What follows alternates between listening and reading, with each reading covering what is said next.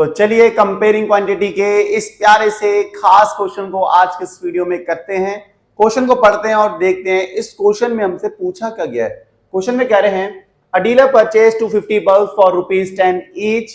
However, 12 bulbs got fused, which she had to throw away. She sold the remaining bulbs at ₹12 each. Find her gain or loss percent.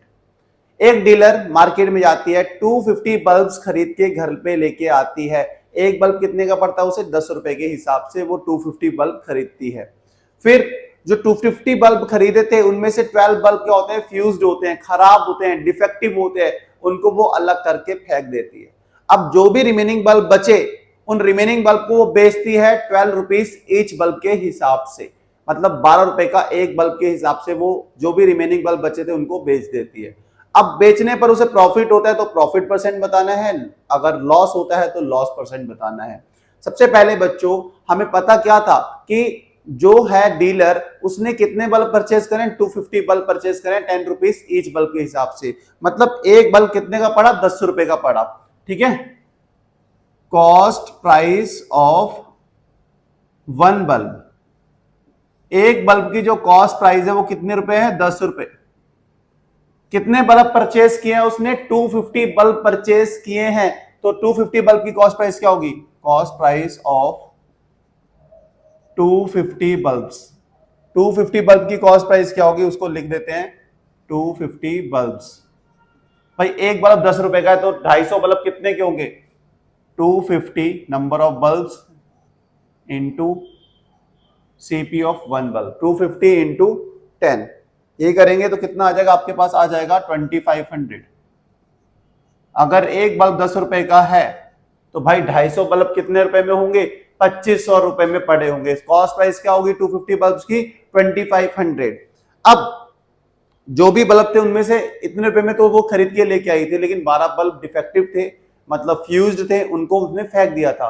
तो number of defective bulb कितने थे question के according?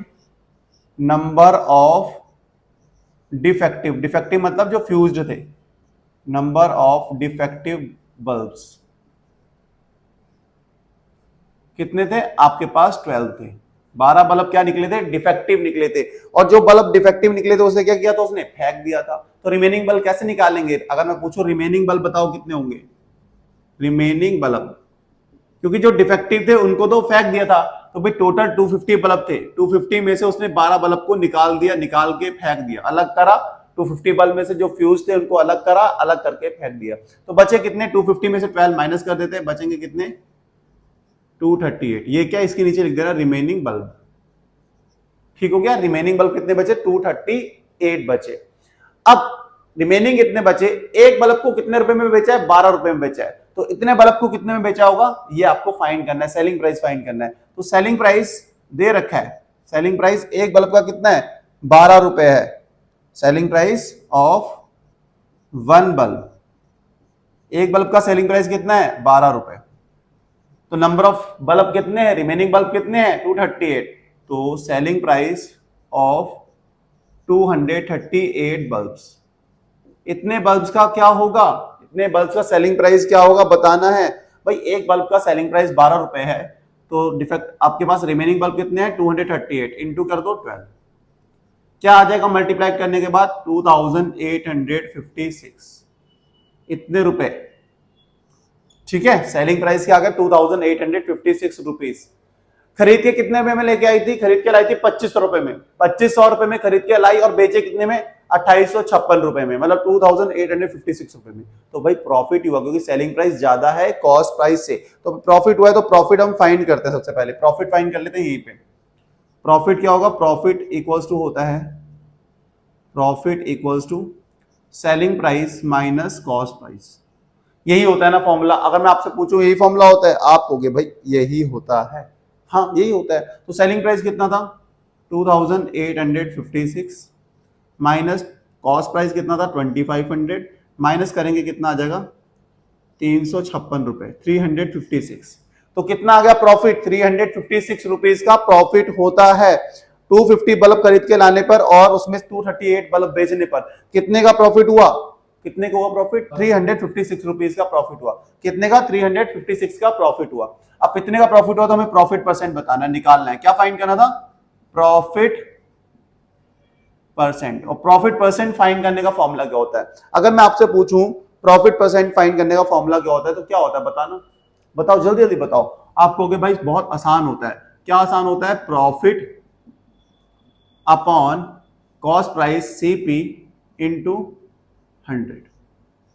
होता है कि नहीं होता है? आप कहोगे बिल्कुल होता है। अब क्या करेंगे? आपसे मैं पूछूं प्रॉफिट कितने का, जल्दी जल्दी मुझे प्रॉफिट बताओ। प्रॉफिट कितने का है? अगर मैं तुमसे पूछूं प्रॉफिट कितने का हुआ, आप कहोगे प्रॉफिट हुआ था 356 रुपए का। इतने का ही तो हुआ था प्रॉफिट।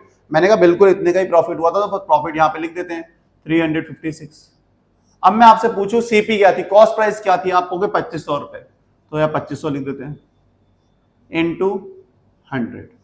होगा नहीं होगा? आप कहोगे बिल्कुल होगा। अब क्या करना है? ये 2 जीरो से ये 2 जीरो कैंसिल, आया क्या आपके पास? 356 अपॉन 25।